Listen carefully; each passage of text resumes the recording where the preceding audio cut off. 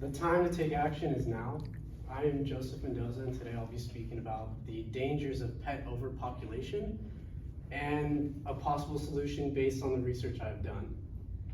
Overpopulation, in any case, causes headaches that have the potential to get out of control. Most people only acknowledge the current position of overpopulation, but take no further action because it hasn't applied to them yet. So I believe that with educating people on the topic and the dangers of it, it can probably solve what's happening. So I'm gonna say it one more time. The time to take action is now, before the problem gets any worse and leaves us with regret of our lack of preparation. Throughout this speech too, I will also include the issues associated with pet overpopulation, actions taken to prevent further problems, and how they work together. So there are four main issues to consider with an overpopulation of pets in the streets: ethical, health, safety, and financial. Each matter is as important as the next and highly affects the direction of our lives as a community. In an ethical sense, we hold the burden of intentionally allowing these poor animals to live in turmoil, and we've created that for them. A quote from the article "Pet Overpopulation" by the company Pawworks applies the argument best by stating, "They're dependent on us for survival, and we have a responsibility for their welfare.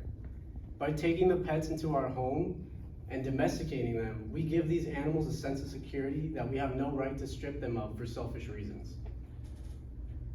Furthermore, the predicament on health and safety ties in closely with one another. Although initially house pets, when these domesticated animals call the streets their home, we're able to notice specific mannerisms associated with wild animals. No easy answer to growing number of stray dogs in the US, Advocate says. An NPR article written by Samantha Raffleson wrote, "When they roam in packs, causing traffic accidents, attacking residents, and spreading disease, nature is at work when animals are without care for a specific period of time. So it does not come as a surprise that these animals begin to form packs like their ancestors have before them."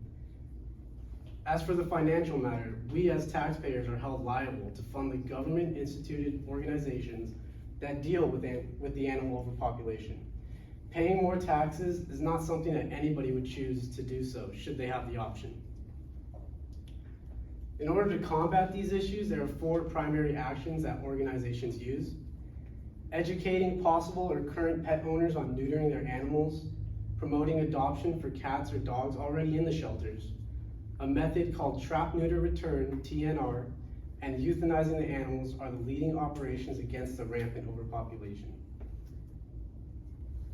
When a pet owner understands the circumstance of neutering their animals and the benefits of doing so, their animals become one less statistic to the numerous animals already without homes.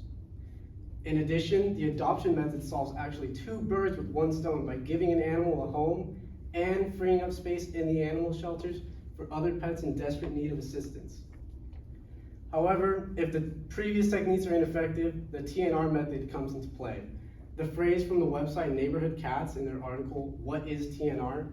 describes TNR as the most humane and effective method known for managing feral and stray cats and reducing their numbers.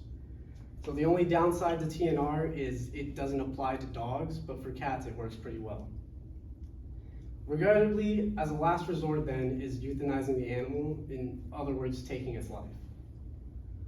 With all these methods in action, you must assume that the number of pets in the streets must be declining, but this is far from the truth. It is not likely that the methods are failing solely due to the fact that methods themselves do not live up to their expectation. The reason there is still a rising number of homeless animals can be attributed to the lack of education regarding how to properly care for animals while living in a community. As a community, we have responsibilities to each other, and that means making compromises on issues such as this. Educating people to neuter their animals and promoting it should be the top priority for organizations fighting this issue. Despite the fact that there will be stubborn people who will not support the efforts of neutering, the more people that hear it, the greater the community will benefit. It is understandable that most families would want a new puppy or kitty, rather than any shelter animal. However, that will require more time and effort going into training the newborn when most people looking for a pet just want to fulfill their desires of having owned a pet in general. By adopting a pet from the shelter, you're able to find the exact personality in a pet that you have been looking for without the hassle of training them yourself. It's not that difficult to adopt a pet anyways. Organizations even host adopting events where they have the animals up for adoption showcased in an open area for families to walk through and observe their behavior. Only a couple seconds after meeting the animal of your dreams and they're yours. The only viable solutions to halting the animal overpopulation are adoption and neutering animals that are not yet neutered. However, as mentioned before, these processes only work when the people in the community make that commitment to follow ethical principles. Not to mention, it is beneficial to them when it comes to safety, health, and finance. Action is being taken. Nevertheless, the ball is in your court on whether we accept the truth or blindly disregard it. Thank you.